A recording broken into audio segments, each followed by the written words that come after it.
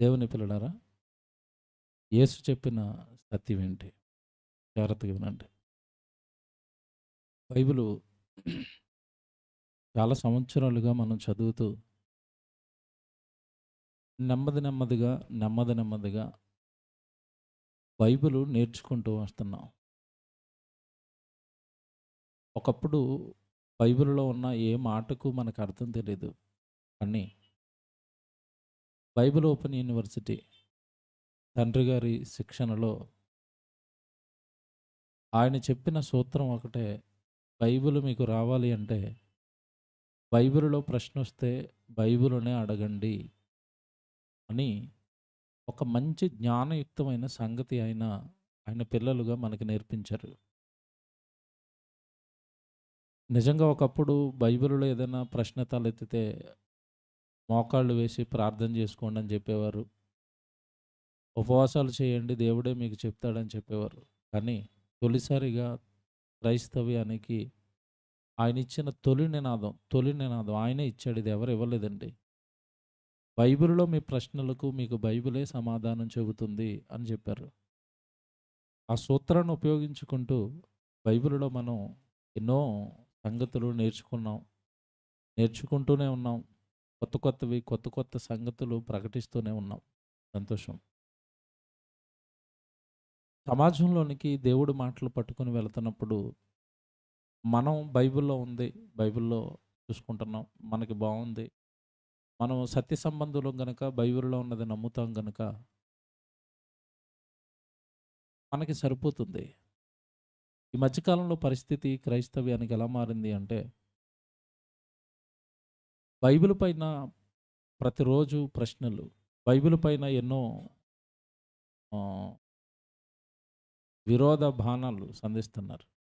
అలాంటప్పుడు బైబిల్‌లో ఉన్న ప్రతి మాట పైన ఖచ్చితమైన అవగాహన మనకు ఉండి తీరాలి. ఎవరు బైబిల్ గురించి అడిగినా వాళ్ళని ఒప్పించగలిగేంత అనుభవ జ్ఞానాన్ని సంపాదించి ఉండాలి. ఇది దేవుడు బైబిల్‌లో క్రైస్తవుల ఎడల కోరుకున్న కోరిక. ఆయన ఇష్టం. అయితే యేసు చెప్పిన సత్యం ఏంటి అని ఎందుకు పెట్టామంటే యేసుక్రీస్తుల వారు ఈ భూమి మీద బ్రతికినంత కాలం ఆయన మాటల్లో తరచుగా ఆయన ఈ పదం వాడుతూ ఉంటాడు. నేను సత్యం చెబుతున్నాను అంటాడు. ఒకసారి బైబిల్‌లోకి వెళ్ళి ఇప్పుడు మీరు ఇందాక వాక్యపట్నం చదువుకున్న సందర్భం యోహాను సువార్త 18వ అధ్యాయము 36 చదువుదాం, 37 అలాగే 38 చదువుదాం. యేసు నా రాజ్యము ఈ లోక సంబంధమైనది కాదు.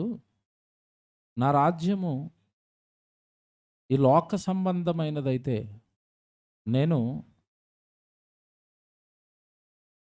నేను అప్పగింపకుండునట్లు నా సేవకులు పోరాడతారు అన్నాడు. నా రాజ్యము ఇహ సంబంధమైనది కాదనెను. ఆగండి. సందర్భం చెప్తాను ఫస్ట్. యేసుక్రీస్తుల వారి మీద యూదులు నేరారోపణ చేసి పిలాతు ముందు యేసుప్రభుని నిలబెట్టారు. ఒక రకంగా చెప్పాలి అంటే రోమా సామ్రాజ్యానికి గవర్నర్. ఒక రకంగా ప్రభుత్వం ముందు నిలబెట్టారు. జాగ్రత్తగా వినండి. ఇది ఇది తెలియాలి ఇది. ఈరోజు నిజంగా ఈ ప్రసంగం బాగా మనసులో పెట్టుకోండి. ఇప్పుడు నేను చెప్తున్న తొలి మాటలు.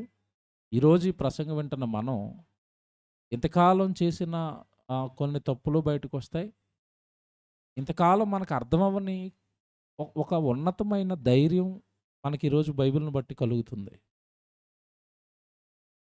యూదులు పిలాతు ముందు నిలబెట్టారు. ఒక రకంగా రోమన్ ఎంపైర్ ఎంత ప్రమాదకరమైనదో, ఆ రోమా సామ్రాజ్యం ఎంత భయంకరమైనదో మీకు తెలీదు కాదు.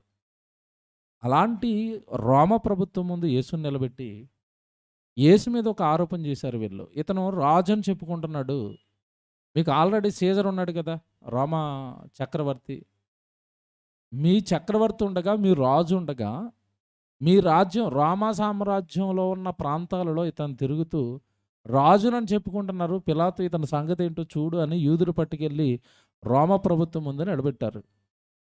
ఇక్కడ మీరు ఆలోచించవలసింది ఏంటంటే, ఎప్పుడు కూడానండి కోర్ట్‌లో నిలబడ్డప్పుడు, కోర్ట్‌లో ముద్దాయిగా నిలబడ్డ వ్యక్తి భయపడుతూ, బిక్కచూపులు చూస్తూ, అతను ఏం తీర్పు తీరుస్తాడోనని భయపడుతూ ఉంటాడు. కానీ నిజంగా ఈ సందర్భాన్ని మీరు చూస్తేనండి, పిలాతు ముందు నిలబడిన యేసుక్రీస్తుల వారు, "నీ గురించి వీళ్ళు మాట్లాడుతున్నది నిజమేనా? నువ్వు రాజు అని చెప్పుకుంటున్నావట" అన్నాడు. అందుకు యేసుప్రభు ఇస్తున్న ఆన్సర్ చూడండి అక్కడ ఎలా ఉంది అంటే 36వ వచనంలో, "యేసు నా రాజ్యం ఈ లోక సంబంధమైనది కాదు. నా రాజ్యం ఈ లోక సంబంధమైనదైతే నేను యూదులకు అప్పగింపబడకుండానట్లు నా సేవకులు పోరాడతారు. కానీ నా రాజ్యము ఇహ సంబంధమైనది కాదు. అందుకు పిలాతు నువ్వు రాజువా అని ఆయన్ని అడగగా, యేసు నీవు అన్నట్టు నేను రాజునే." వీళ్ళు నీ మీద వేసిన కంప్లైంట్ ఏంటంటే నువ్వు రాజు అని చెప్పుకుంటున్నావట. "నువ్వు రాజువా?" అన్నాడు. ఏమండి నిజంగా ఒక రోమన్ ఎంపైర్ గవర్నమెంట్ ముందు నిలబడి గవర్నమెంట్లో రాజు ఉన్నప్పుడు నువ్వు రాజువా అన్నప్పుడు యేసుప్రభు ఏమనాలి? మీకు మాట చెప్పనండి, యేసుప్రభు అనగానే ధైర్యానికి మరో పేరు ఆయన. చాలామందికి యేసుప్రభులో ఉన్న ఈ కోణం తెలీదు. ధైర్యానికి మరో పేరే యేసుక్రీస్తుల వారు. ఎక్కడైనా ఆయన లైఫ్ మొత్తంలో భయపడినట్టుగా మీరు చూస్తారండి? నువ్వు రాజువా అంటే, యెస్ నేను రాజునే. పుట్టుకతోనే నేను రాజుని. ఎందుకు? యేసుప్రభు పుట్టినప్పుడే తూర్పు దేశపు జ్ఞానులు వచ్చి ఏమని అడిగారు చెప్పండి? యూదులకు రాజుగా పుట్టినవాడు ఎక్కడున్నాడు? బై బర్త్ ఐఎమ్ కింగ్ అన్నాడు అంతే. మతిపోయింది పిలాతుకి. నువ్వు రాజు అంటే నేను రాజునే. కానీ నా రాజ్యం నీ రాజ్యం లాంటిది కాదు. నీకులాగా ఒక సింహాసనం, నీకులాగా ఒక ముఖ్య పట్టణం, రాజుకు ఒక అంతఃపురం, అందులో ఒక సింహాసనం, సేవకులు, మంత్రులు, ఇదంతా ఉండే రాజ్యం కాదు నాది. నాకు రాజ్యం ఉంది. నా రాజ్యం ఆత్మ సంబంధమైన రాజ్యం, కంటికి కనపడని రాజ్యం, ఆత్మలు ఉండే రాజ్యం, ఎల్లలు లేని రాజ్యం. ఏమంటే యేసుప్రభు రాజ్యం అనగానే ఏంటనుకుంటున్నారు ఈరోజు భూమి మీద ఉన్న సంఘం? వీళ్ళు యేసుప్రభుని ఎలాగా ఈ కేసులో ఇరికించారంటే, దీనికి ముందు ఒక సందర్భం జరిగింది. అది తెలియాలి మీకు. యూదులు డైరెక్ట్‌గా యేసుప్రభు దగ్గరికి వెళ్ళి, "నువ్వు రాజ్యం కడతానంటున్నావు, ఇంతకీ రాజ్యం వచ్చిందా? వస్తదా?" అని అడిగారు. అందుకే యేసుప్రభు ఏమన్నాడు తెలుసండి? లూకాసు వార్త మీరు ఒకసారి చూడండి ఎంత బాగుంటుందో. లూకాసు వార్త 17వ అధ్యాయము 20వ వచనం చూడండి. లూకాసు వార్త 17వ అధ్యాయం చూడండి. లూకాసు వార్త 17వ అధ్యాయము 20వ వచనం. దేవుని రాజ్యము ఎప్పుడు వచ్చునని పరిసయ్యులు ఆయన్ని అడిగినప్పుడు ఆయన, దేవుని రాజ్యము ప్రత్యక్షముగా రాదు. ఎందుకంటే అది కనబడేది కాదు కదా. అక్కడ పిలాతుతో కూడా ఇదే చెప్తున్నాడు. నా రాజ్యం ఇహ సంబంధమైనది కాదు, కంటికి కనపడేది కాదు, ప్రత్యక్షంగా వచ్చేది కాదు. రాజు అతనికి ఒక రాజ్యం మీద కూర్చోబెట్టడం, ఏమంటే మరి రాజు అయినప్పుడు ముందు చేసే కార్యక్రమాలు ఏంటో మీకు తెలియదు కాదు. రాచరికపు మర్యాదలు అలాంటివి ఏవి నా రాజ్యంలో కనపడవు అని చెప్పి ఇప్పుడు చెప్తాడు చూడండి. నా రాజ్యం ప్రత్యక్షంగా రాదు, ఎందుకనగా ఇదిగో దేవుని రాజ్యము మీ మధ్యనే ఉన్నది. ఆల్రెడీ స్టార్ట్ అయిపోయింది, దానికి రాజు నేను అన్నాడు. ఇది మనసులో పెట్టుకున్నారు వీళ్ళు. తెలుసండి, యూదులంటే మామూలు వాళ్ళు అనుకుంటున్నారా? కుట్రలకి మారుపేరండి వీళ్ళు. కుట్రలకి కుతంత్రాలకి మారుపేరు ఎవరంటే యూదులు. ఇప్పటికీ అంతే వాళ్ళ బతుకులు. ఇది మనసులో పెట్టుకున్నారు. యేసుప్రభు చెప్పింది, ఆహా నువ్వు రాజువా, నీకు రాజ్యం ఉందా, మీ మధ్యకి నా రాజ్యం ఆల్రెడీ వచ్చేసింది అన్నాడు. వచ్చేసిందని చెప్పి తర్వాత చూడండి అక్కడ ఒక మాట ఉంటుంది.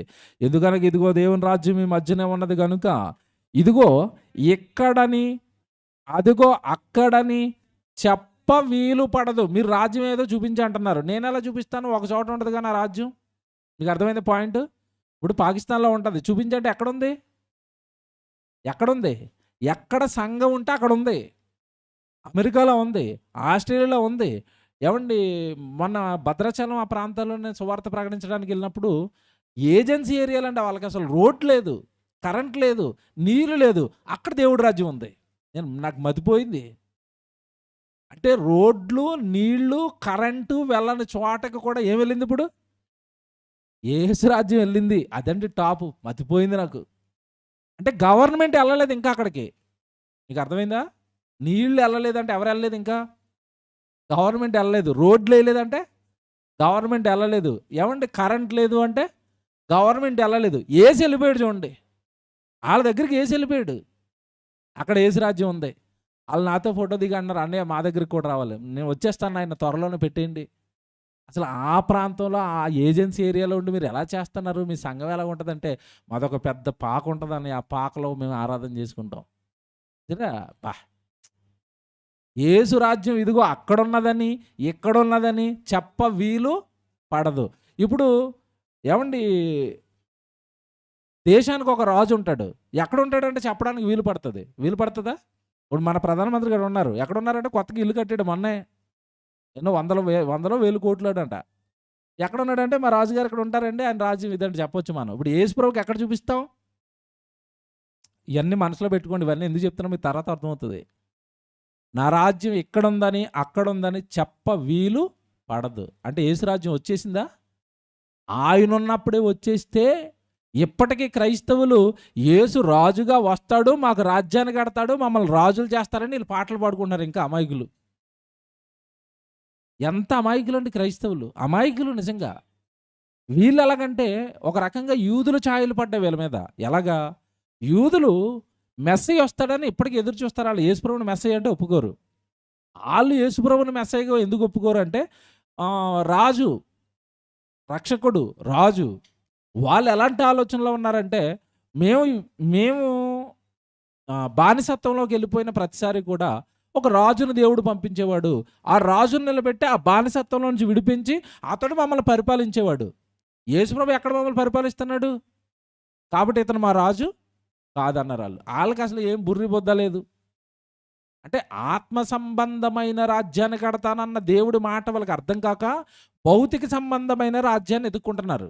జాగ్రత్తగా వినండి, మీకు చివర్లో అర్థమవుతాయి ఇవన్నీ. ఆత్మ సంబంధమైన రాజ్యాన్ని కడతానంటే భౌతిక సంబంధమైన రాజ్యాన్ని వెతుకుతున్నారు. ఇప్పుడు పిలాతు ముందు నిలబడి నువ్వు రాజువా అంటే, అవునండి నా రాజ్యం ఆల్రెడీ స్టార్ట్ అయిపోయింది, నేను స్టార్ట్ చేశాను, నేను రాజునే దానికి, కానీ నా రాజ్యం ప్రత్యక్షంగా మీకు కనపడదన్నాడు. ఆడికి మతిపోయింది. ఇప్పుడు అక్కడికి వచ్చేయండి. ఏమండి ఎవరైనా ఒక నేరారోపణ చేయబడిన వ్యక్తి ఎదురుగ్గా అధికారి ముందు నిలబడినప్పుడు నీ మీద ఇది వేశారు, ఇది కరెక్ట్ అని అడిగినప్పుడు ఏమన్నా తడబడతాడు? యేసుప్రభు ఎక్కడైనా తడబడ్డా? లేదు.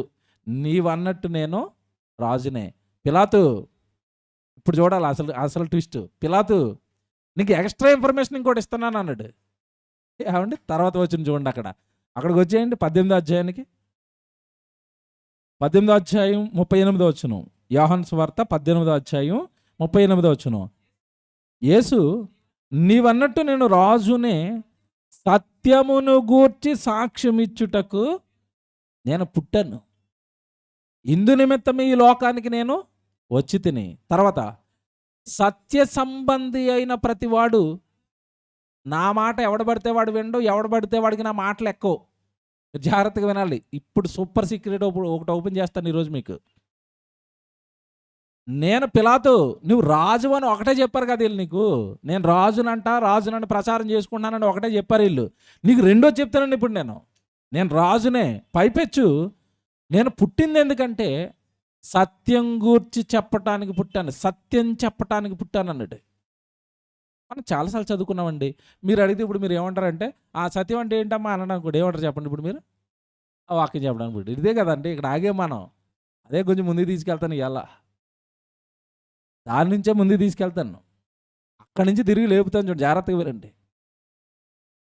సత్యం చెప్పడానికి పుట్టాను, సత్యం గురించి సాక్ష్యం చెప్పడానికి పుట్టాను. నా మాట ఎవడికి పడితే ఎక్కదు. సత్య సంబంధి అయిన ప్రతివాడు నా మాట నమ్ముతాడు, వింటాడు, వాడికి మాత్రమే నేను చెప్పేది ఎక్కుతుంది. Very good. తర్వాత అంటున్నాడు, తర్వాత చూడండి అక్కడ కంటిన్యూషన్. అందుకు పిలాతు అది వీడికి ఏమర్థమైంది ఇప్పుడు చెప్పండి. పిలాతుకి బుర్ర ఎగిరిపోయింది. పాపం రాజు అన్నారు, అదే మబ్బెళ్ళలేదు నాకు. ఇంకా నువ్వు రాజు ఎలాగో నాకు అర్థం అవ్వలేదు. ఇంకో ప్రశ్న ఇంకోటి వేసాడు ఆయన బుర్రలో. మళ్ళీ ఏమంటున్నాడు? నేను రాజునే, ఆ సబ్జెక్ట్ నీకు ఎక్కదో, రెండో సబ్జెక్ట్ చెప్తున్నాను, సెకండ్ సబ్జెక్ట్ దింపేశాడు. సెకండ్ సబ్జెక్ట్ ఏంటి? నేను సత్యం చెప్పడానికి పుట్టాను. ఎవడికి పడితే ఆడికి నా మాటలు అర్థం అవ్వవు. సత్య సంబంధులకి అర్థమవుతాయి అన్నాడు. ఈడికి ఆ రాజన్న కేసు ఎగిరిపోయి రెండోది బుర్రలో పడిపోయింది ఇప్పుడు పిలాతుకి. ఏంటి సత్యం చెప్పడానికి పుట్టావా? ఇతకి సత్యం అంటే ఏంటి బాబు అన్నాడు. యేసుప్రభు ఎలా అంటాడంటే ఒక ప్రసంగం ఒకసారి చేస్తే మళ్ళీ చెప్పడు. ఆడికి చెప్పాడు అక్కడ పిలాతుకి. మీరు చూడండి కింద సత్యం అంటే ఏంటో చెప్తాను నేను అని ఏమన్నా ప్రసంగం స్టార్ట్ చేశాడా? మౌనంగా ఉండిపోతాడు. ఎక్కువ మాట్లాడ్డండి. ఎక్కువ మాట్లాడ్డు. క్రైస్తవుడు ఎక్కువ మాట్లాడకూడదు. మన నోట్లోంచి వచ్చే ఒక్క మాట చాలు. జ్ఞానంతో కూడిన మాట. నమ్మేడా బాగుపడతాడు, నమ్మలేదా పోతాడు. ఎందుకు ఆడితే ఎక్కువ ఓవర్ డిస్కషను. నమ్మి బాప్తిసం పొందినవాడు రక్షించబడును. నమ్మని వానికి మనమేం చేస్తాం చెప్పండి? బతిమాలవలసిన అవసరత లేదు. ఒక పల్లెటూరులోకి వెళ్ళాను నేను ప్రసంగాలు ఎలా చేస్తానంటే గ్రామాల్లో ప్రసంగం వేదిక మీద ఎక్కడానికి ఒక అరగంట ముందు అడుగుతాను. బాబు ఈ ఊరు పరిస్థితి ఏంటి? అనిజనులు ఉన్నారా? క్రైస్తవులు ఉన్నారా? క్రైస్తవులు ఉన్నా వాక్యం తెలియని క్రైస్తవులు ఉన్నారా? ఏంటి ఇక్కడ కథ అని అడిగితే అసలు ఇక్కడ యేసు ప్రభును ఒప్పుకోరు అన్నయ్య అంటున్నాడు. ఒక్క కుర్రోడు ఉన్నాడండి ఆ గ్రామం మొత్తానికి. ఒక్క కుర్రోడు. యేసు ప్రభు అన్నా యేసు ప్రభు మాటలన్నా అస్సలు వీళ్ళకి గిట్టదన్నా. పోనీ పెద్దలు అలాగా రావట్లేదని చిన్నపిల్లల్ని పిలుచుకున్నట వాళ్ళకి సండే స్కూల్లోకి వాళ్ళకి వాక్యం చెప్తుంటే కొంతకాలం వరకు 5 మందో 6 మందో పిల్లలు వచ్చేవారట. కొద్ది రోజుల నుంచి ఆ పిల్లల్ని కూడా తీసుకెళ్ళిపోతున్నారట. నేను ఏం చేయాలో అర్థం అవ్వట్లేదు, సతమతం అయిపోతుందన్న. ఈ గ్రామంలో నేను ఒక్కడనే ప్రభుని ఎరుగున్నాను, ఈ గ్రామానికి చెప్పాలి అంటే నువ్వు సైలెంట్గా ఉన్నాయని నేను చూసుకుంటానని చెప్పాను. అక్కడ రాసిన ప్రసంగమే ఈరోజు మీతో చెప్తున్న ప్రసంగం. నెట్లో ఉంది వినండి. అది పబ్లిక్లో కనుక ఇంకా బాగా వచ్చింది. ఎవరనుకుంటున్నారు యేసు అంటే? మీరు ఒప్పుకోరా? ఒప్పుకోమని మిమ్మల్ని బతిమాలాల మేము యేసుని ఒప్పుకోమని. ఎవరనుకుంటున్నారు యేసు అంటే అని మొదలెట్టాను ప్రసంగం. నెట్లో ఉంది, బాగుంటుంది అది. యేసు ఈ లోకానికి అర్థం అవ్వలేదు. పిలాతుకి అర్థం అవ్వట్లేదు అక్కడ. పిలాతు అంటున్నాడు నువ్వు సత్యం గురించి చెప్పడానికి పుట్టావా? ఏంటి సత్యం అంటే మౌనంగా ఉంటాడు. ఎందుకు మౌనంగా ఉంటాడు? ఆల్రెడీ చెప్పేశాడు. ఎక్కడ చెప్పాడు? 17వ అధ్యాయంలో ఈ ప్రసంగం అయిపోయింది. 18వ అధ్యాయంలో వీడు అడుగుతున్నాడు. ఎందుకు చెప్తాడు మళ్ళా? అబ్బే ఒక్కసారి మాట్లాడానంటే ఆ సంగతి గురించి నేను మళ్ళా మాట్లాడు. 17వ అధ్యాయంలో చెప్పాడు కదండి, సత్యమందు వీరుని ప్రతిష్ఠ చెయ్యము, నీ వాక్యమే సత్యం. దేవుడి మాట సత్యం. Very good. ఇంతకాలం మనం ఇక్కడ ఆగాం. ఇప్పుడు మనం ఎవరైనా బయటోడు వచ్చి నీ యేసు మాటలే ఎందుకు సత్యం అని అడుగుతాడు. ఏం చెప్తారు? బాగా వినండి. మీ యేసు మాటలే ఎందుకు సత్యం అంటాడు. మీ బైబిలే ఎందుకు సత్యం అంటాడు. మీరు యోహాను సువార్త 17:17లో వాక్యమే సత్యం అన్నారు అనుకోండి, ఆడికేం అర్థం అవుతుంది? మీ వాక్యం మీకు గొప్ప, మీ వాక్యం మీకు సత్యం అంటాడు. రైట్? ఇప్పుడు యేసు మాట ఎలా సత్యం? యేసు ఈ లోకానికి చెప్పిన సత్యాలు ఏంటి? చాలా ఉన్నాయండి. కుట్ల కింద ఉన్నాయి. అన్నీ ఆలోచించలేం. నేను మీకు రూట్ ఇస్తాను. ఈ రూట్లో మీరు ఎత్తుక్కుంటా వెళ్ళిపోతా, అబ్బా ఇది కదా ఇది కదా యేసు చెప్పిన సత్యాలు మీకు అర్థమైపోతాయండి. పైపెచ్చి అక్కడ పిలాతు అంటున్నాడు, నేను ఈ లోకం మొత్తానికి సత్యం చెప్పడానికి వచ్చినోడిని, ఈ లోకం మొత్తానికి నిజం చెప్పడానికి వచ్చినోడిని, ఈ లోకం మొత్తానికి దేవుడి మాటే సత్యం, ఆ మాట పట్టుకుని వచ్చినోడిని నేను. మీకు తెలియదు నా మాటల్లో ఉన్న విలువ, నా మాటల్లో ఉన్న ఖ్యాతి, నా మాటల్లో ఉన్న స్వచ్ఛత, నా మాటల్లో ఉన్న రక్షణ. పిలాతు మీకేం తెలీదు అన్నాడు. ఇది మీరు మనసులో పెట్టుకోండి. అంటే ఈ సందర్భాన్ని మొదటే మీకు ఎందుకు లేపాను అంటే,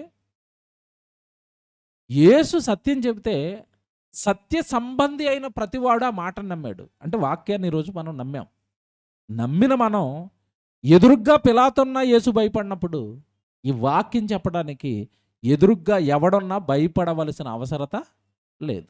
కారణం ఏంటి? మనం చెప్తున్నది 100కి 100% సత్యం. ఎవరికి భయపడతాం? మీకు మాట చెప్తాను ఇది అర్థం అవడానికి. ఏ తప్పు చేయని వ్యక్తి మీద నిందలేశారు అనుకోండి, ఆ నిందలేస్తున్న వ్యక్తి 100 మందిలో నిలబెట్టినా సరే ఏమంటాడు చెప్పండి? ఏమంటాడు?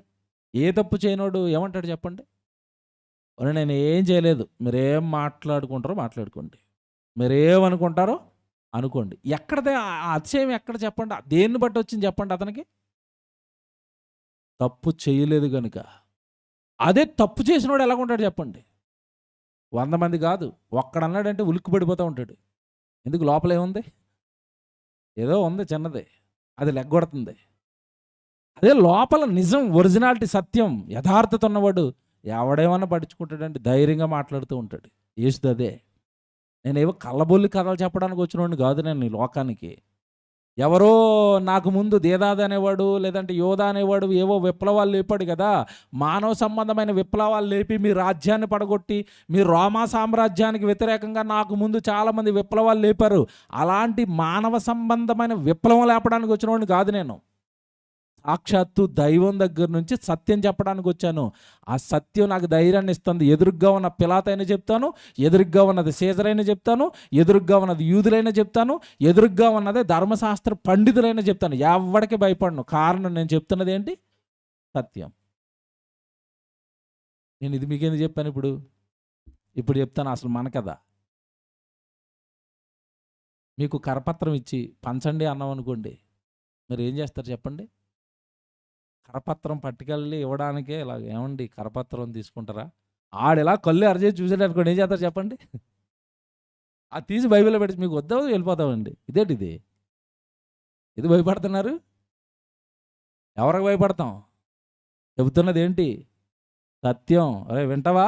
మారతావు, బాగుపడతావు, లేదంటే పోతావు. అంతే కదండి. అనకపోయినా చూపు అలాగే ఉండాలి. మనం అన్ని అనవసరం అవసరం లేదండి. ఒరే నీకు వద్దా? వద్దకపోతే నువ్వేమవుతావు? పోతావు, పోరా, ఇంకొకటికి ఇచ్చుకుంటావు. అంతే కదండి. వాక్యం చెప్తున్నప్పుడు, దేవుడు పని చేస్తున్నప్పుడు ఈ ధైర్యం మనకు ఉండాలి. ఎవరికి భయపడతాం? ఉన్నదన్నట్టుగా ఈ లోకానికి చెప్తున్న ఏకైక సత్యానికి చక్రవర్తులు మనమంతా. మళ్ళీ చెప్తున్నాను, ఈ పదం రాసుకోండి.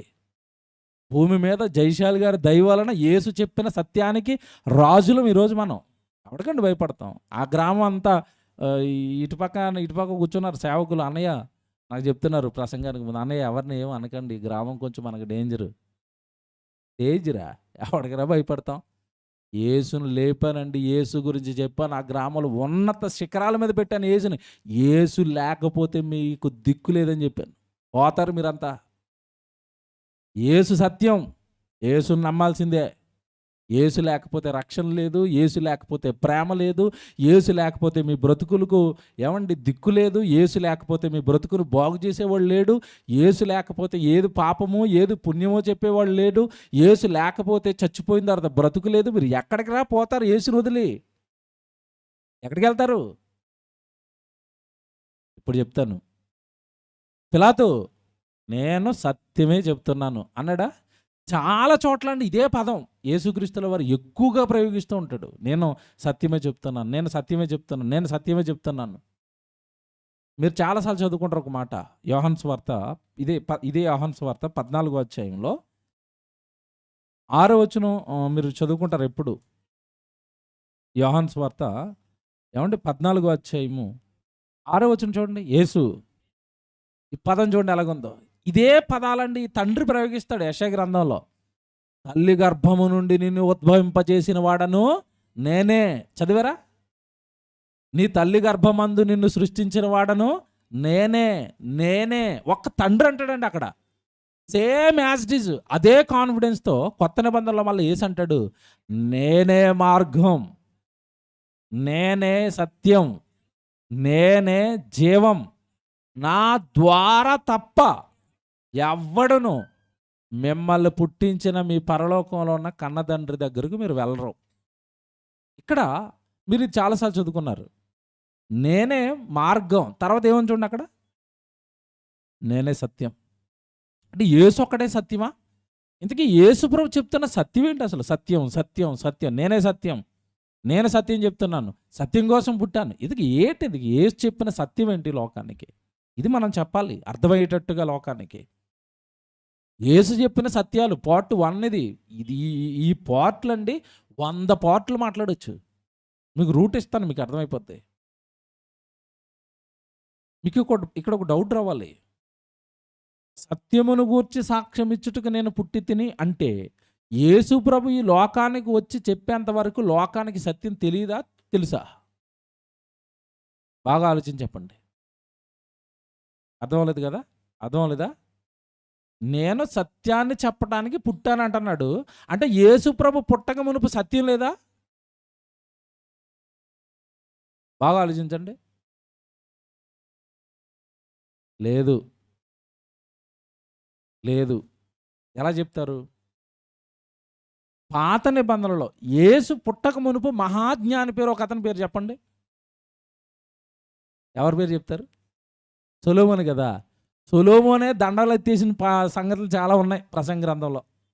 బాబోయ్ నా వల్ల అవట్లేదు అన్నాడు. అన్నాడా? బాగా వినండి. యేసుకు ముందు భూమి మీద మహాజ్ఞానైన సొలొమోనే నాకు అర్థం అవ్వట్లేదని చేతులు ఎత్తేస్తే లోకానికి సత్యం నిజం ఎవడు చెప్తాడు చెప్పండి ఇప్పుడు? అర్థమైందా లేదా? ఆయనకే దిక్కు లేదట, ఆయనకే నాకు తెలియట్లేదు అంటున్నాడు. సత్యం ఎవరు చెప్తారండి? ఒకసారి చూడండి ప్రసంగి గ్రంథం. ఏమంటే పాత నిబంధనలో మహాజ్ఞానితను అంటే సొలొమోను జ్ఞానం గురించి మీకు చెప్పాల్సిన అవసరం లేదు. దేశ దేశాల నుంచి కూడా ఇతడు జ్ఞానం వినడానికి వచ్చారు. అంత గొప్పవాడే సొలొమోను. ఇతను ఏమంటున్నాడు చూడండి 10వ అధ్యాయంలో 24వ వచనం మీరు చూడండి. సారీ అండి, 7వ అధ్యాయం 24వ వచనం. ప్రసంగి గ్రంథమే 7వ అధ్యాయము 24వ వచనం. సత్యమైనది దూరముగాను. అంటే ఇప్పుడు ఇతని పరిస్థితి ఏంటి చెప్పండి? సత్యం తెలిసి అంటున్నాడా, ఇంకా చాలా లాంగ్లో ఉందన్నాడా? నాకేమీ ఎక్కట్లేదు, మహాజ్ఞానం అనుకున్నాను, కానీ విషయం ఏంటంటే నాకు ఇంకా సత్యం అనేది పూర్తిగా తెలియలేదు. కొన్ని తెలిసే, అన్నీ తెలియట్లేదు, నాకేమీ అర్థం అవ్వలేదు ఇంకా సత్యం. ఇప్పుడు మీరు చెప్పండి, మహాజ్ఞానిగా పిలువబడిన సొలొమోనే సత్యం నాకు దూరంగా ఉంది, నాకు ఇంకా అందలేదు, లోతులో ఉండిపోయింది అన్నాడు. అంటే ఇక సామాన్యుడి పరిస్థితి ఏంటి చెప్పండి? వాడికి ఏమైనా తెలుస్తుందా? తెలీదు. మీకు చెప్తాను ఏంటంటే లోతుగా ఉన్న సత్యం అంటే సృష్టికి సంబంధించిన సత్యాలు ఎవరికి తెలియదు యేసు చెప్పకపోతే. మనిషి జీవితానికి, మనిషి పుట్టుకకు సంబంధించిన సత్యాలు యేసు చెప్పకపోతే ఎవరికి తెలీదు. ఈ జీవితానికి సంబంధించిన సత్యాలు యేసు చెప్పకపోతే తెలీదు. చావు తర్వాత సంగతులు యేసు చెప్పకపోతే తెలీదు. పైపెచ్చు అసలు ఎవ్వడు చెప్పింది యేసు మాత్రమే చెప్పింది ఆత్మ సంగతులండి. దాని గురించి అసలు ఎవ్వడికి ఏమీ తెలియదండి. ఇప్పుడు సొలొమోను అన్నాడు కదా, నాకు దూరంగా ఉందండి, నాకు అర్థం అవ్వట్లేదండి. అంటే ఇంతకీ సొలొమోనుకి ఏం అర్థం అవ్వలేదు? సత్యం నాకు దూరంగా ఉండిపోయింది అంటున్నాడు కదా మహాజ్ఞాని. ఏంటి ఇతనికి దూరంగా ఉండిపోయింది అంటే మీరు 3వ అధ్యాయానికి రండి. ఇదే ప్రసంగి గ్రంథం. ఆయనే చెప్పుకుంటాడు, నాకేమీ అర్థం అవ్వట్లేదు సీను, నాకేమీ అసలు అంత కన్ఫ్యూజ్గా ఉంది, జీవితానికి సంబంధించి చాలా ప్రశ్నలు ఉండిపోయాయి, నాకు దేని మీద సరైన క్లారిటీ లేదు, సత్యం ఎవరు చెప్తారో నాకు అర్థం అవ్వట్లేదు. 3వ అధ్యాయం 3వ అధ్యాయము 20వ వచనం మీరు చూడండి. ప్రసంగి గ్రంథం 3వ అధ్యాయం 20వ వచనం. సమస్తమును ఒక్క స్థలమునకే పోవును, సమస్తమును మంటిలో నుండి పుట్టాను. ఇక్కడ వరకు అర్థమైంది నాకు. బాగా వినండి. అన్నీ ఎక్కడి నుంచి పుట్టాయి? మట్టిలో నుంచే పుట్టాయి. అన్నీ ఎక్కడికి వెళ్ళిపోతున్నాయి? మట్టిలోకి వెళ్ళిపోతాయి. ఇక్కడ వరకు క్లారిటీ ఉంది. చావు తర్వాత ఏంటో నాకేం అర్థం అవ్వట్లేదు. కింద అది చెప్తాడు చూడండి. ఇప్పుడు ఏమంటే సమస్తమును మంటిలో నుండి పుట్టాయి, సమస్తంలో నుండి మట్టిలోకి వెళ్ళిపోయాయి, సమస్తమును మంటికే తిరిగిపోవును, నరుల ఆత్మ పరమునకు ఎక్కిపోవునో లేదో, మృగముల ప్రాణము భూమికి దిగిపోవునో లేదో ఎవరు చెప్తారు? ఎవరికి తెలిసి ఇవన్నీ? అంటే నాకు చావు వరకు పిక్చర్ క్లారిటీగా ఉంది. చచ్చిపోతున్నాడు మనిషి, పాతేస్తున్నారు, భూమిలోకి వెళ్ళిపోయాడు. ఒక కుక్క చచ్చిపోయింది, కుక్క చచ్చిపోతే ఈడ్చుకెళ్ళి దూరాన్ని పడేశారు, అది మట్టిలో కలిసిపోయింది. మృగాలు, జీవులు చచ్చిపోతున్నాయి, మట్టిలో కలిసిపోతున్నాయి. మనిషి చచ్చిపోతున్నాడు, మట్టిలో కలిసిపోతున్నాడు. ఆత్మ సంగతి ఏంటో నాకు అర్థం అవ్వట్లేదు. అది పరలోకానికి ఎక్కిపోయిందా, మరో లోకానికి వెళ్ళిపోయిందా, భూమి మీద తిరుగుతుందా? మీకు అర్థమైంది ఇప్పుడు? ఇవన్నీ సొలొమోనుకే తెలియకపోతే కిందన్న సామాన్య ప్రజలకు ఏమైనా తెలుస్తాయండి? బాగా ఆలోచించండి. యేసు మీకు అర్థమవుతాడండి ఈరోజు. అమ్మ ఇదా కదా, ఇదా సంగతి, అందుకే పదే పదే సత్యం చెప్తున్నాను అంటున్నాడా? ఎవ్వడికి తెలియని సంగతులు ఇవి. ఎవ్వరు చెప్పని సంగతిలో యేసు చెప్పినవి. అందుకే పిలాతుకి చెప్తున్నాడు, ఒరే బాబు పిలాతు, నీకు ప్రపంచంలో ఎక్కడికి వెళ్ళినా సత్యం దొరకదు. సత్యం నేనే చెప్తాను. సత్యం కోసం పుట్టినోడు నేను. నా మాట నమ్మరా బాబు పిలాతు, ఎవడి మాటలు నమ్మకు నువ్వు. సరే, సొలొమోనుకి దిక్కులేని సంగతులు. ఇది మీరు 3వ అధ్యాయం 10వ అధ్యాయానికి రండి. 10వ అధ్యాయానికి రండి. 10వ అధ్యాయము 14వ వచనం. 10వ అధ్యాయం 14వ వచనం. కలగబోవునది ఏదో మనుషులు ఎరుగక ఉండినను బుద్ధిహీనులు విస్తారముగా మాట్లాడుదురు. నరుడు చనిపోయిన తర్వాత ఏమి జరుగునో ఎవరు చెప్తారు? ఎవరు చెప్తారు? అయిపోయింది. సొలొమోను ఇక్కడితో కట్ అనమాట. ఇక్కడితో ఆగిపోతున్నాడు వచ్చి. చావు వరకు పిక్చర్ అంతా క్లారిటీగా ఉంది నాకు. బ్రతుకు మీద పిక్చర్ క్లారిటీగా ఉంది. మళ్ళీ ఇంకోటి సంగతి చెప్పనా, సొలొమోను జ్ఞాని అని ఎందుకు అన్నారు అంటే, ఈ 60-70 సంవత్సరాలు ఈ జీవితం పట్ల పూర్తి క్లారిటీ ఉంది ఆయనకి. మళ్ళీ బాగా వినాలి. ఈ 60-70 సంవత్సరాల జీవితం ఏదైతే ఉందో దీని మీద గట్టి గ్రిప్ ఉంది సొలొమోనుకి. మొత్తం క్లారిటీగా పుట్టుకేంటో చావేంటో అన్నీ చెప్తాడు. బ్రతికేంటో చెప్తాడు. ఎలా బ్రతికిన వాడు ఏమైపోతాడో చెప్తాడు. ఈ బ్రతుకు మీద ఫుల్ క్లారిటీ ఉంది. కానీ ఆయనకి అంతు చిక్కని సంగతి ఏంటంటే, చావు తర్వాత ఏం జరుగుతుంది. బ్రతుకు మీద ఎంత క్లారిటీగా ఉన్నాడో మీకు కొన్ని చెప్తాను. నిజానికి సొలొమోనుకు ఉన్న క్లారిటీ కూడా ఇప్పటి వరకు చాలామందికి లేదు. సొలొమోనుకి ఏంటి క్లారిటీ భూమి మీద? ఒకటే, వ్యర్థం వ్యర్థం సమస్తమును వ్యర్థం. ఎవడ ఏం చేసినా వృధారా బాబు, మీకు తెలియక వెళ్తున్నారు అంతే అన్నాడు. ఏంటండి వ్యర్థం అనేసరికి అన్నాడు, భూమి మీద నరుడు పడుచుండు పాటు అంతటి వలన వాడికి కలుగుచున్నా ఏమి లేదు. అలాగేదో గాలి కోసం ప్రయాసపడుతున్నాడు. ఓ రోజు చచ్చిపోతున్నాడు. ఆడి ఫోటో పెట్టి కింద రిప్పని రాసేస్తున్నారు అంతే. ఏమి తెలియదు ఎవడికి. అంతే కదండి. మీకు సంగతి చెప్పనా, నిన్న ఒక ఆయన చచ్చిపోయాడు. ఎవరు చెప్పండి? ఎవరు? భలే చెప్తారండి ఇవి. అప్డేట్లు భలేగా ఉంటాయి. పొద్దున వరకు నాకు తెలీదు. నేను ఒక అతను చచ్చిపోయాడట. ఏది న్యూస్ పెట్టుతాముడు అంటే నాకు మతిపోయింది. నేను ఏదో హైందవ సోదరుల పండగట, కింద వార్తలు రాసినోడు రాస్తున్నాడు, ఆ పండగ రోజున చచ్చిపోయాడు కనుక ఇతడు వెళ్ళిపోయి అంటే ఏకంగా దేవుళ్ళు కలిసిపోయాడట. చూడండి, రిప్పంటం దాటిపోయి వీళ్ళు ఇప్పుడు. ఏమండి, రిప్పులోంచి దాటిపోయి స్వర్గస్థుడయ్యాడన్న కాడిని దాటిపోయి ఏకంగా దేవుళ్ళు కలిసిపోయాడు అంటున్నారు వెళ్ళి. ఓరు నాయన, నాకు మతిపోయింది. దేవుళ్ళు కలిపేసారు వీళ్ళు అటుకెళ్ళి. మంచి రోజు, మంచి పండగ రోజు చచ్చిపోయాడండి. ఏకంగా వెళ్ళి దేవుళ్ళు కలిసిపోయాడట. పండగ రోజు చచ్చిపోతే దేవుళ్ళు కలిసిపోతారా? అలాంటప్పుడు చచ్చిపోవాలనుకున్న వాళ్ళు అందరూ ముహూర్తాలు పెట్టుకుని ఇంజక్షన్ చేయించుకుంటారు ఆ రోజు. అంతే కదా. ఎలాగో చచ్చిపోతారండి. ఎవడు మీకు దండం పెడతాను, పండగ రోజు విషం ఇంజక్షన్ ఇచ్చేయండి, ఎలాగుంటుంది? ఈ పాటలు ఎందుకు, ఇక ఈ సభలు ఎందుకు, ఏమండి ఈ ఆరాధనలు ఎందుకు, ఈ భక్తి ఎందుకు? పండగ రోజు ఇంజక్షన్ చేసుకుంటే చావు ఇంజక్షన్ డైరెక్ట్ ఎక్కడికి కలిసిపోతాం వెళ్ళి. బుద్ధి లేకుండా మాట్లాడతారండి. అదే సొలొమోను చెప్తున్నాడు, చనిపోయిన తర్వాత ఏమి జరుగునో నరులు ఎరుగకపోయినా కూడా బుద్ధిహీనులు ఎలా మాడతారట విస్తారంగా. ఒకడు దేవుళ్ళు కలిసిపోయాడు అంటున్నాడు, ఒకడు స్వర్గానికి వెళ్ళిపోయాడు అంటున్నాడు, ఒకడు గాల్లో కలిసిపోయాడు అంటున్నాడు, ఒకడు ఒకడు దేవుడు అయిపోయాడు అంటున్నాడు. ఒకడు ఎంగా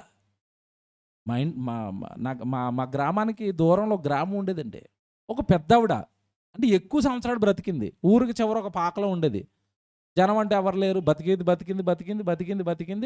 90 చిల్లర బతికేసి ముసలావిడ చచ్చిపోయిందండి. ఆవిడ పాప మంచి ఆవిడ, ఊరికి చివరిలో ఉండి వెళ్తున్నాడు వస్తున్నాడు, బాబు బాబు బాగున్నావా అని పలకరించుకునేది. అలాగ మంచి ఆవిడ మంచిగా బ్రతికి పలకరించుకుంటూ చచ్చిపోయిందండి. మొత్తం ఊరు మొత్తం ఆవిడని ఏం చేశారంటే దేవతం చేశారు. చచ్చిపోయిన తర్వాత ఆ గుడిసున్న దగ్గరే గుడి కట్టేశారు ఆవిడ పేరుతోని.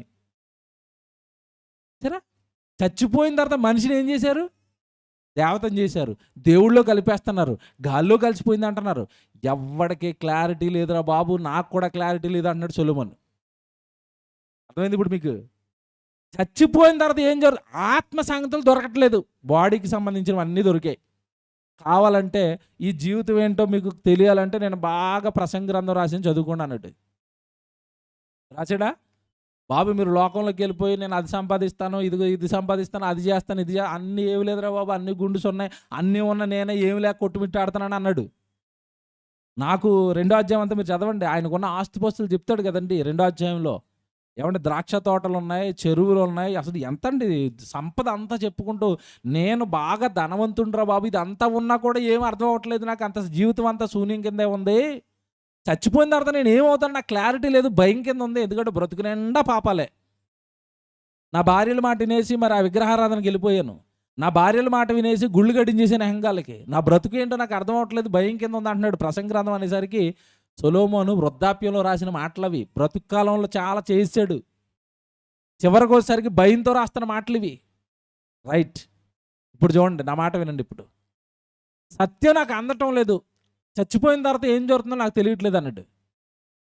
యేసుప్రభుని అడిగామనుకోండి, చెప్తాడా చెప్పడా?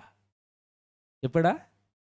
ఎంత బాగా చెప్పాడంటేనండి, నాకు బుర్ర పేలిపోయింది ఈ కోణంలో ఆలోచించిన తర్వాత.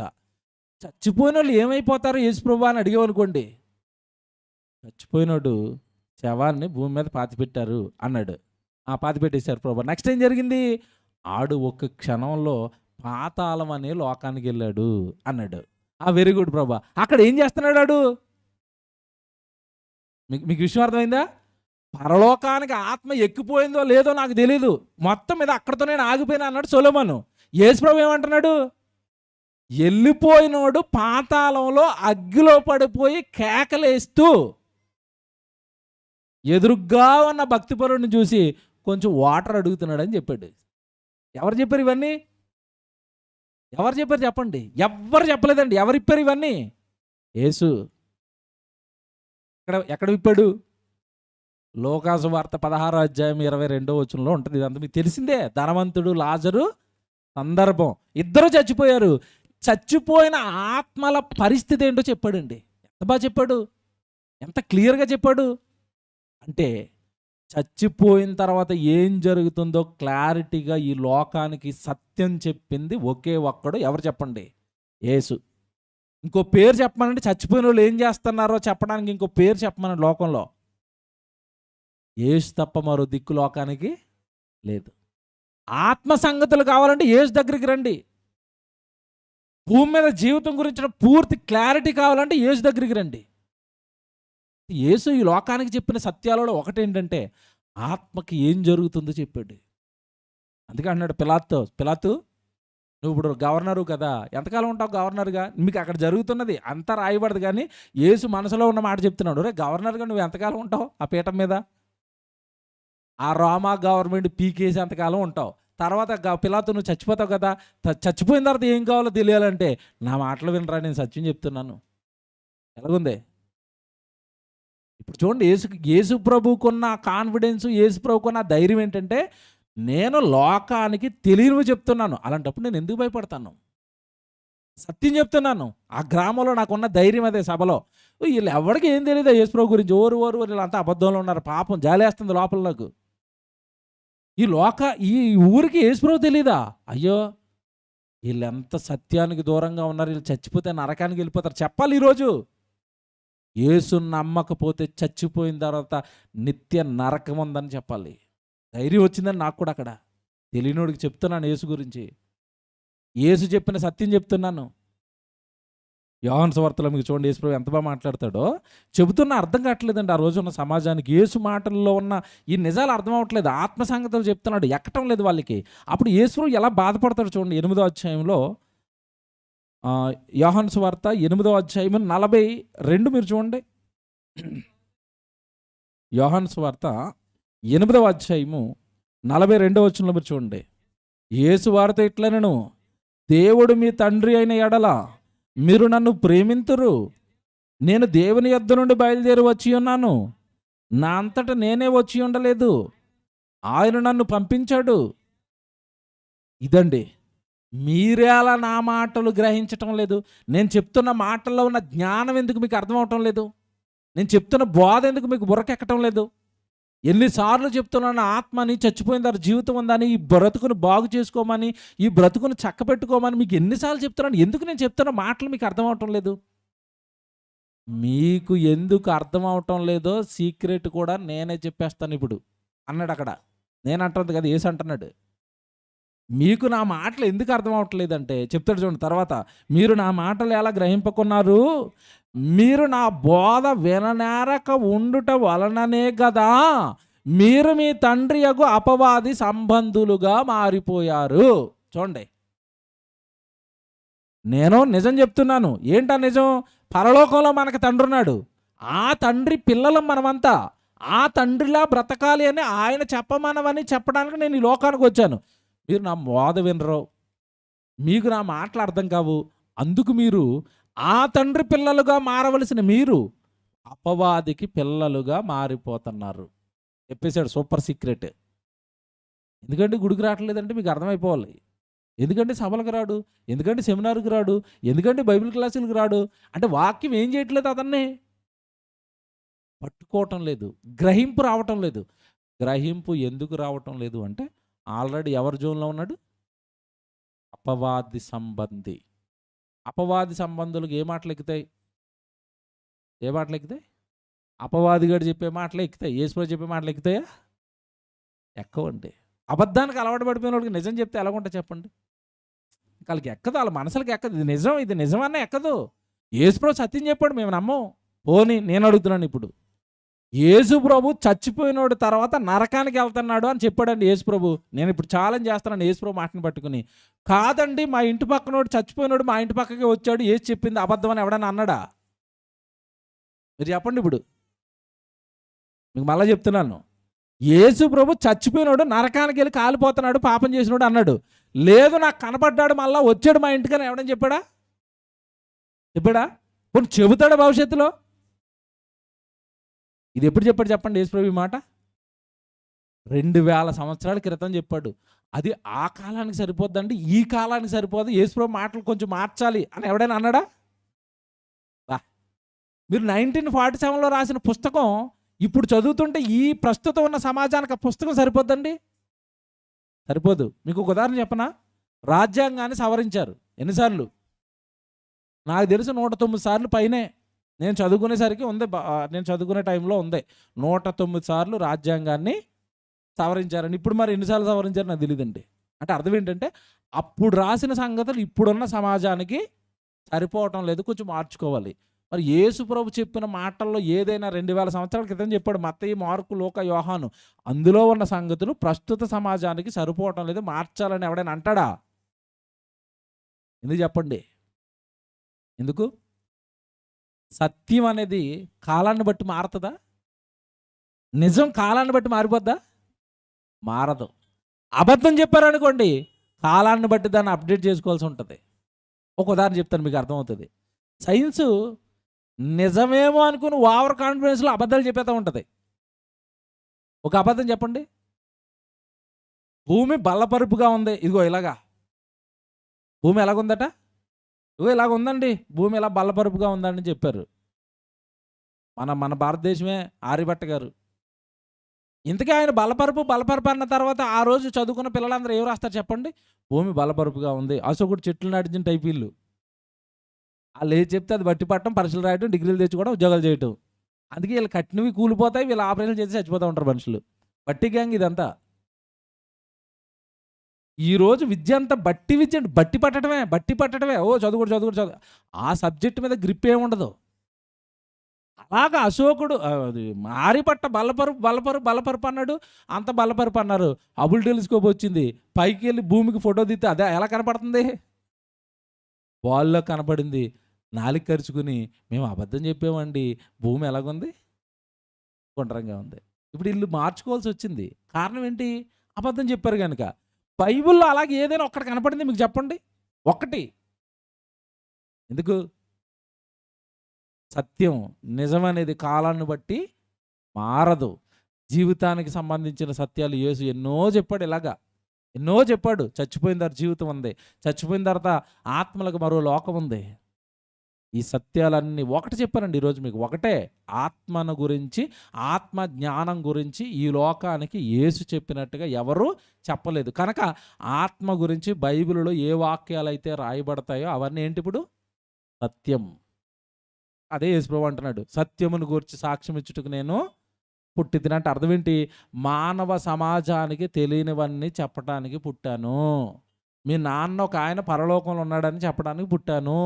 ఆయన పిల్లలు మీరంతా అని చెప్పడానికి పుట్టాను. ఈ దేహాలు ఆయన కట్టినవని చెప్పడానికి పుట్టాను.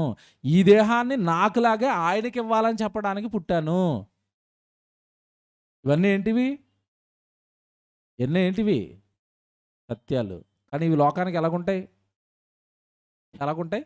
యోహాను సువార్త ఇప్పుడు చదివారు కదా, 8వ అధ్యాయము 45వ వచనం చదవండి. 45వ వచనం,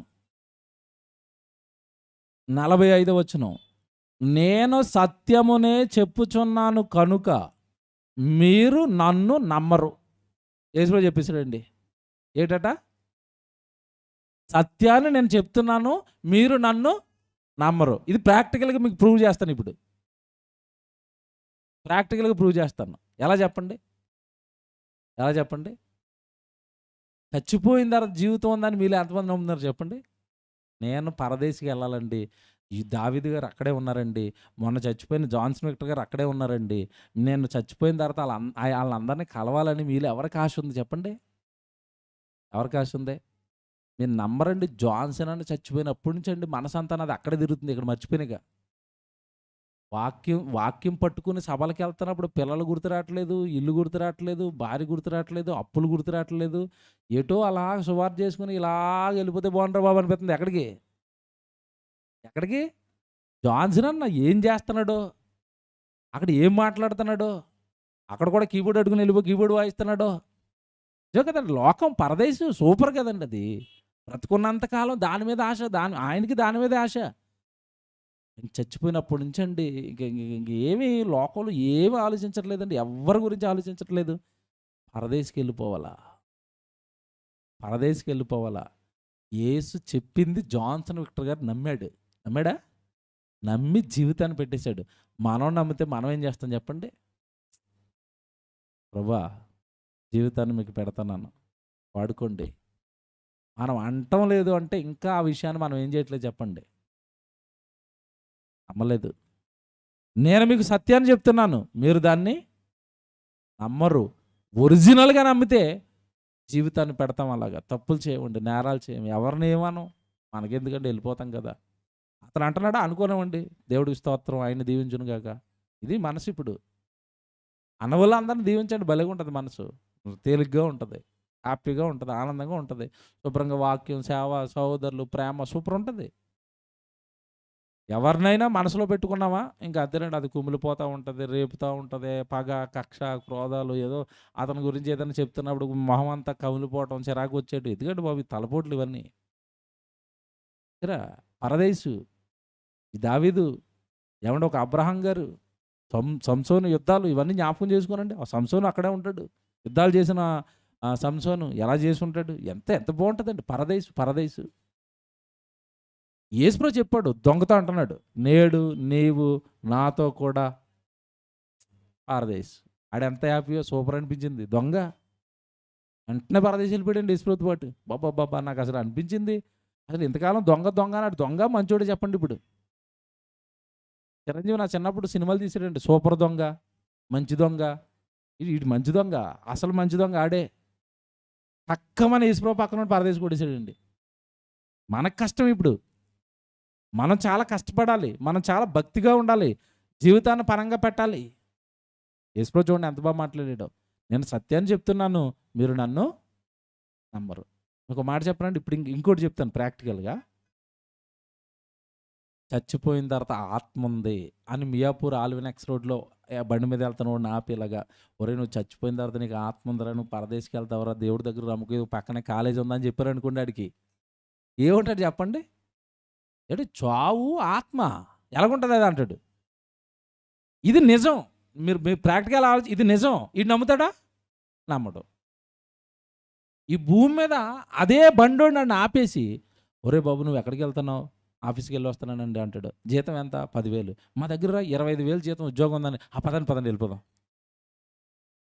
చూసిరా, ఇది అబద్ధం. విచిత్రం ఏంటంటే ఈ జీవితాన్ని దేవుడు ఏమన్నాడు?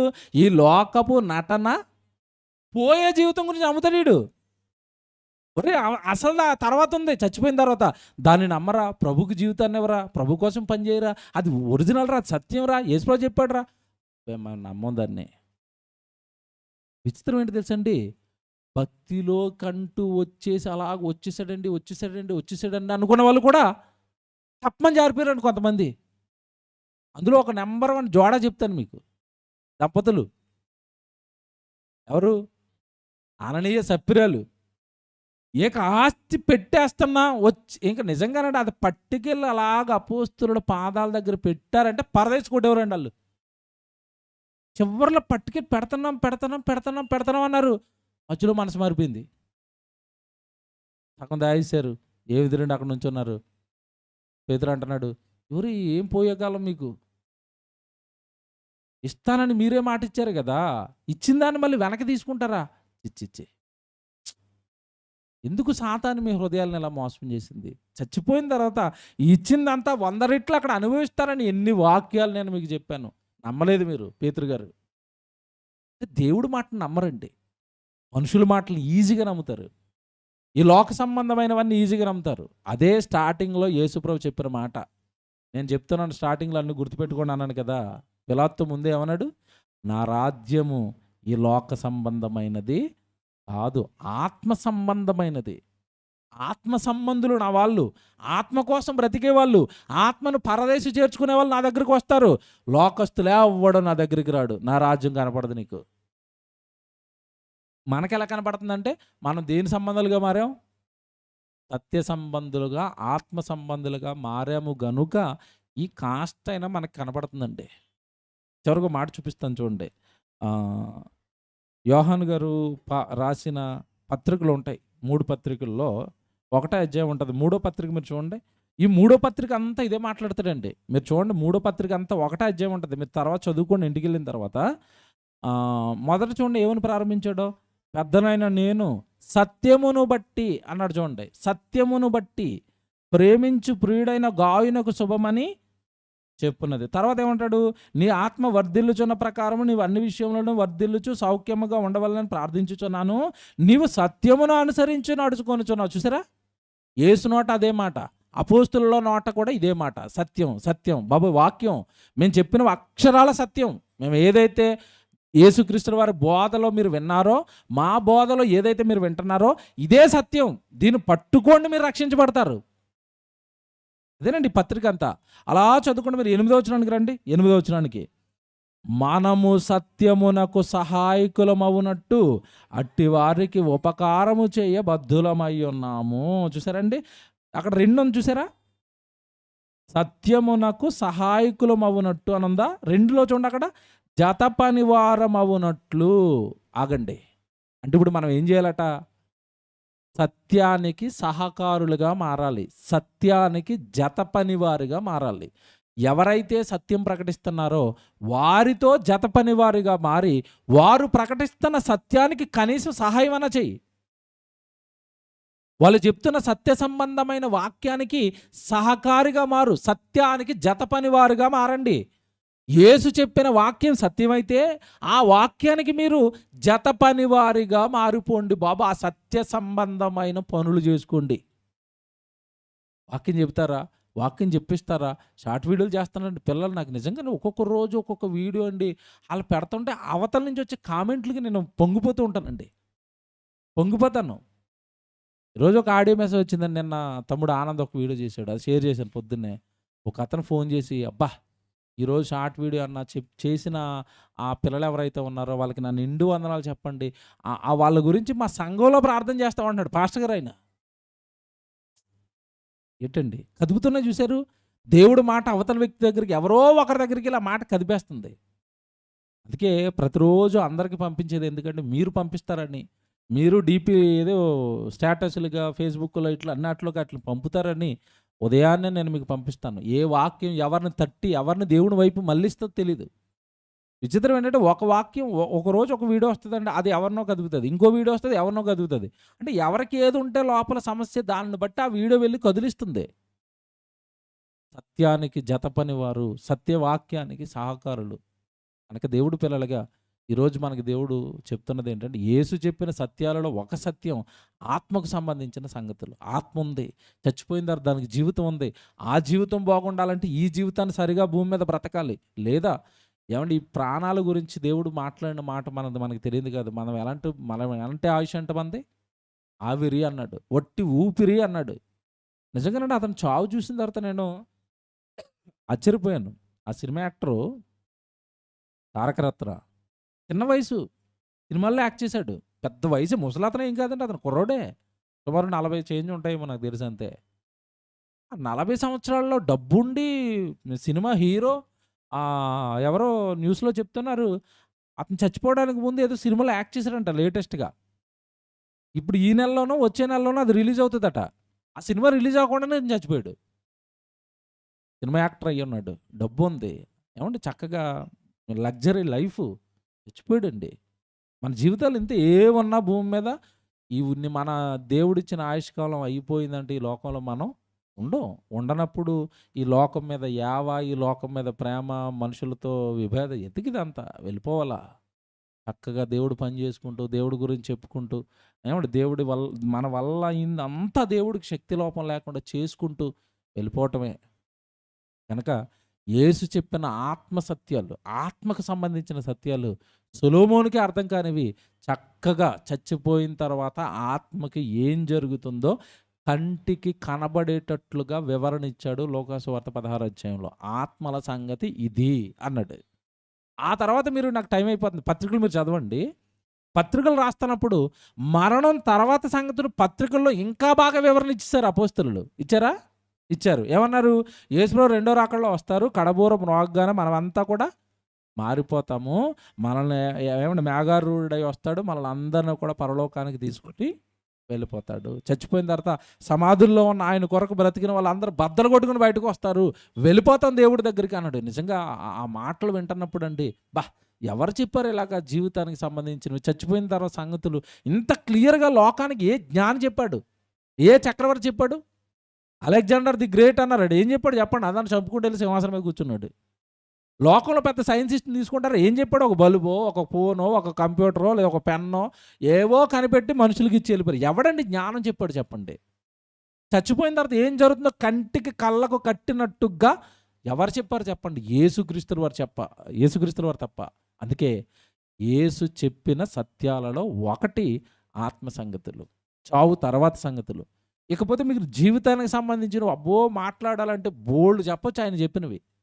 జీవితం గురించి ఒకడు లోకమంతయు సంపాదించుకొని తన ప్రాణమును పోగొట్టుకుని ఎడల వాడికి ఏం ప్రయోజనం? ఒక్క మాటతో చెప్పేసాడు. జీవితం మొత్తం ఒక్క మాటతో చెప్పేసాడండి. లోకమంతా సంపాదించడానికి ఎంతకాలం పడుతుంది? రోజులు పడుతుందండి. మరి ఆ గౌతమాదాన్ని తెలుసు కదా, బీజేపీ గవర్నమెంట్ ఎక్కినప్పటి నుంచి చేశాడు వెనకాల నెమ్మదిగా. బాగా వేస్తే 1,80,000 కోట్లు ఉన్న ఆస్తి ఈ బీజేపీ గవర్నమెంట్ ఎక్కిన తర్వాత 9 లక్షల కోట్లు అయిపోయింది. ఒక రోజులో జరిగింది కాదు ఇది. కొన్ని సంవత్సరాలు పట్టింది అతను అన్ని లక్షలు సంపాదించడానికి. సంపాదించాడు. ఏమంటే అమెరికన్ రీసెర్చ్ సెంటర్ ఒక్క రీసెర్చ్ సెంటర్ ఒక్క నివేదిక ఇచ్చింది అంతే, వీడు చేస్తున్నదంతా ఫ్రాడ్ అని. అంతేనాడు, ఒక్క రోజులో 4 లక్షల కోట్లు ఆస్తి ఆవిరైపోయింది. నాకు ఆ అంకి చూస్తే గుండె జల్లుమనిపోయిందండి. 4 లక్షల కోట్ల రూపాయలు చచ్చిపోయేలోపు చూస్తాం లేదు తెలియదండి మనకి. ఏమంటే 1 కోటి చూస్తాం కళ్ళతో. నేను చెప్తున్నాను, నా జీవితంలో 1,50,000కి మించి ఒకేసారి డబ్బులు చూడలేదు నేను. ఒకేసారి అట్ ఏ టైం. ఏమండి నాకు మతిపోయింది. 4 లక్షల కోట్లట గాల్లో కలిసిపోయింది ఆస్తి అంతా. ఏం ప్రయోజనం ఆ జీవితం? ఇప్పుడు పడుతున్నాడండి తంటాలు. ఇప్పుడు ఎలాగైనా సరే నేను పవిత్రుడినని జనానికి చెప్పుకోవాలని ఏం చేశారంటే, మన భారతదేశానికి సంబంధించిన అకౌంట్స్ చూసే ఒక కంపెనీ ఉంది. ఆ కంపెనీకి డబ్బులు ఇచ్చి మేనేజ్ చేసి, నేను పవిత్రుడినే అని మీరు ఒక రిపోర్ట్ ఇవ్వండి అని డబ్బులు ఇచ్చాడు వాళ్ళకి. వాళ్ళు రిపోర్ట్ ఇచ్చారండి. ఈడు పర్లేదు పవిత్రుడు అనగానే ఇమీడియట్గా ఇంకొక 10 పేజీలు లేక మళ్ళీ వాళ్ళు దింపారు ఇండియన్ బర్గోళ్ళు. మొత్తం వీళ్ళు చెప్పినవన్నీ మళ్ళీ గుండు సున్నా అయిపోయి ఇతను షేర్లు ఏవైతే ఉన్నాయో అవన్నీ వేరే దేశాల్లో ఉన్న బ్యాంకులకు తాగడెట్టేసాడట. ఇప్పుడు అదాని గ్రూపులో పెట్టుబడిని పెట్టిన ప్రతి ఒక్కడు గుండెలా చేతితో పట్టుకుని ఉంటాయా, మా డబ్బులు ఎగిరిపోతాయా? సరే, ఇవన్నీ మోసాలండి. యేసు ఎంత బాగా చెప్పాడు? ఒకడు లోకమంతయు సంపాదించుకుని వీళ్ళు అలాగే చచ్చిపోతారండి. ఇలాగ మోసాలు చేసినోళ్ళు వీళ్ళకి మంచి మరణాలు ఉండవు. ఎక్కడికో పారిపోవటమో, ఎక్కడో చచ్చిపోవడం అర్ధంగా చచ్చిపోతారు వీళ్ళు. ఆడు ప్రాణాన్ని పోగొట్టుకుంటాడు. ఏంటంటే అతని ప్రయోజనం ఏంటి చెప్పండి? ఇప్పుడు నేను నేను ఎప్పుడు ఏం చెప్తానంటే, ఒక అదానిని ఇలా తీసుకోండి. ఒక ఆటో నడిపి ఒక ఆటో డ్రైవర్‌ని తీసుకోండి. ఇతను రోజుకి రూ. 1000 సంపాదిస్తున్నాడు. హ్యాపీగా ఇంటికొస్తాడు. పిల్లల్ని చూసుకుంటాడు. హాయిగా నిద్రపోతాడు. గుర్రెట్టి నిద్రపోతాడు.